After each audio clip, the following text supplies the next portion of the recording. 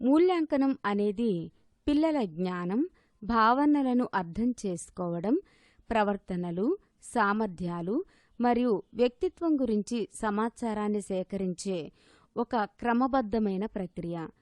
పిల్లలు పాఠ్య ప్రణాళికా లక్ష్యాలను చేరుకోగలుగుతున్నారా లేదా అని అర్థం చేసుకోవడానికి ఇది మీకు సాయపడుతుంది.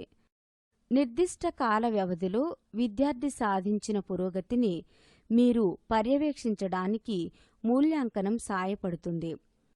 అందువల్ల మూల్యాంకనం అనేది విద్యార్థుల కొరకు ఒక పరీక్ష వంటిది. లేదు, ఏమాత్రం కాదు.